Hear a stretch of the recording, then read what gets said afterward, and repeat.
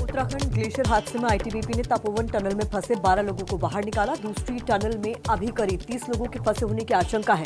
250 metre लंबी सुरंग में बचाव कार्य जारी। उत्तराखंड हादसे में अब तक 10 शव मिले, 170 लोगों के लापता होने की खबर। एसडीआरएफ, सेना और आईटीबीपी के जवान रात में भी राहत और बचाव के काम में जुटे रहे। उत्तराखंड में राहत और बचाव के लिए एयरफोर्स ने भी कसी कमर। मार्कोस कमांडो के साथ देहरादून पहुंचे एयरफोर्स के जवान कुछ देर में रवाना होंगे चमोली।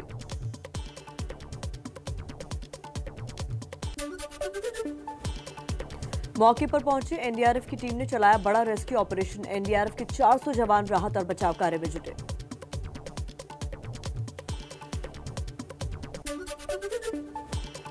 एनडीआरएफ की डीजी ने एबीपी न्यूज से कहा 24 से 48 घंटे चल सकता है राहत और बचाव का काम। लापता लोगों की तलाश जारी। अब निचले इलाकों में खतरा कम हुआ।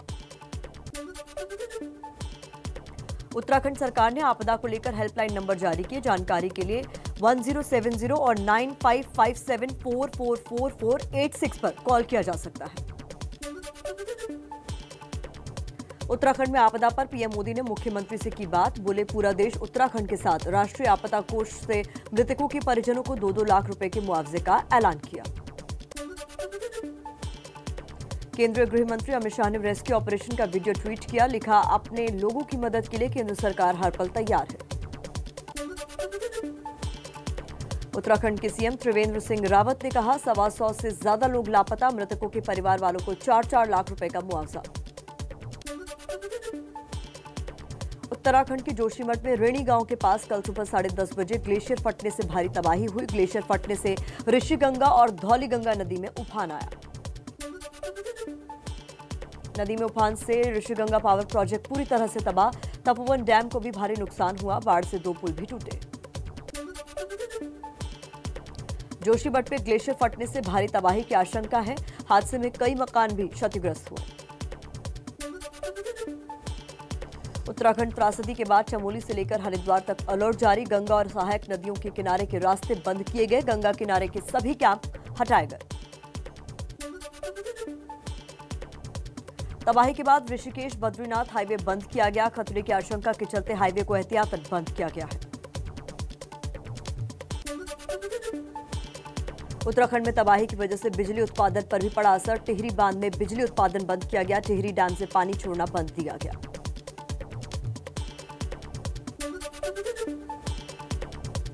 उत्तराखंड त्रासदी पर यूपी के मुख्यमंत्री योगी आदित्यनाथ ने कहा गंगा से सटे इलाकों में अलर्ट जारी किया गया है। उत्तराखंड सरकार का पूरा सहयोग करेंगे। अमेरिका ने उत्तराखंड त्रासदी पर दुख जाहिर किया। कहा मृतकों के परिजनों के प्रति संवेदना, घायलों के जल्द ठीक होने की कामना। किसान आंदोलन का आज 75वां दिन है। केंद्रीय मंत्री पीयूष गोयल बोले सरकार बातचीत के लिए फिर तैयार है, लेकिन बार बार प्रस्ताव देने के बावजूद प्रदर्शनकारी कोई ठोस सुझाव लेकर नहीं आए हैं। हरियाणा के चरखी दादरी में राकेश टिकैत ने नए कृषि कानूनों के खिलाफ प्रदर्शनों को नाकाम नहीं होने वाला जन आंदोलन करार दिया। कहा सरकार को कानूनों को वापस लेना ही होगा। यूपी के अमरोहा में आरएलडी की महापंचायत में जयंत चौधरी ने केंद्र सरकार पर हमला बोला। कहा नए कृषि कानूनों का कोई एक फायदा भी नहीं। 26 जनवरी की हिंसा का एक आरोपी सुखदेव चंडीगढ़ से गिरफ्तार। दिल्ली पुलिस ने सुखदेव पर 50,000 का इनाम भी रखा था। हिंसा के आरोप में अब तक 127 लोग गिरफ्तार हो चुके हैं। पश्चिम बंगाल की हल्दिया में पीएम मोदी का ममता बनर्जी पर निशाना। कहा 10 साल पहले बंगाल में लेफ्ट की सरकार गई नहीं थी, बल्कि लेफ्ट का पुनर्जीवन हुआ था। पीएम बोले बंगाल में बीजेपी सरकार बनेगी तभी असल परिवर्तन आएगा। दिल्ली में लेफ्ट, कांग्रेस और टीएमसी के नेता एक कमरे में बैठते हैं और यहां अलग होने का दिखावा करते हैं। पीएम मोदी ने कहा हाल ही में देश को बदनाम करने की विदेशी साजिश रची गई, लेकिन ममता दीदी एक शब्द नहीं बोली। क्या ममता बनर्जी साजिशकर्ताओं के साथ हैं? पीएम के बयान पर टीएमसी का जवाब। सुखेंदु शेखर राय ने कहा हल्दिया में पीएम ने देश के बारे में कुछ नहीं बोला, केवल टीएमसी और प्रदेश पर निशाना साधते रहे। महाराष्ट्र में गृह मंत्री अमित शाह का शिवसेना पर बड़ा हमला। कहा हम अपने रास्ते पर चले होते तो शिवसेना का अस्तित्व खत्म हो जाता। आपने महाराष्ट्र की जनता का अपमान किया। गृहमंत्री अमित शाह के बयान पर शिवसेना सांसद संजय राउत ने ट्वीट में लिखा, 1975 में रजनी पटेल और 90 के दशक में शायद मुरली देवड़ा ने कहा था कि शिवसेना का सफाया हो जाएगा, लेकिन शिवसेना मजबूत होकर उभरी।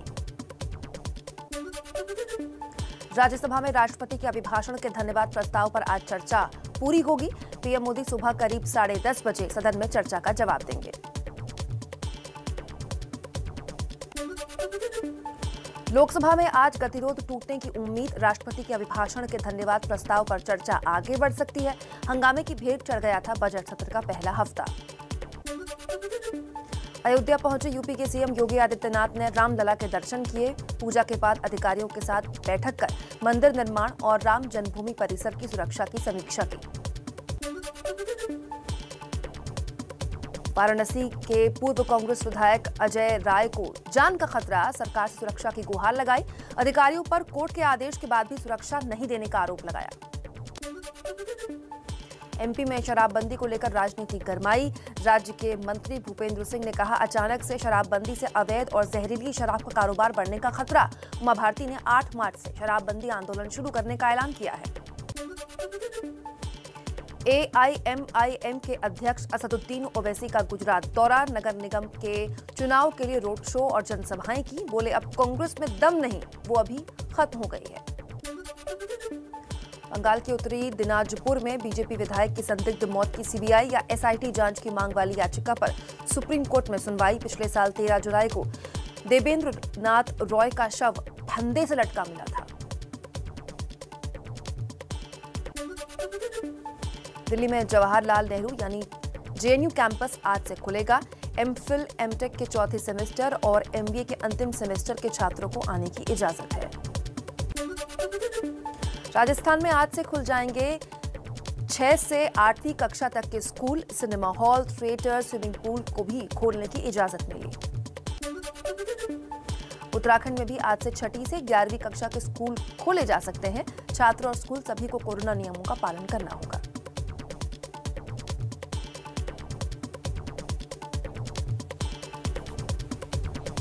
कुछ और खबरें आपके सामने इसी तरह रख देते हैं फटाफट अंदाज में। अलीगढ़ मुस्लिम यूनिवर्सिटी के छात्रों ने किया प्रदर्शन। क्लास जल्द शुरू करने और हॉस्टल खोलने की मांग को लेकर सड़कों पर उतरे। बिहार के सुपौल में फूड पॉइजनिंग से एक शख्स की मौत। अब तक कुल 35 लोग बीमार हुए, सभी अस्पताल में भर्ती। एक भोज में शामिल हुए थे ये सभी लोग।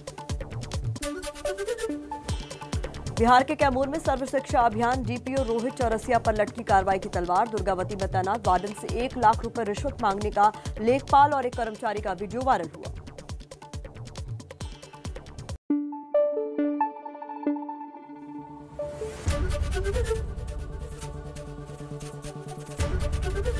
एबीपी न्यूज आपको रखे आगे।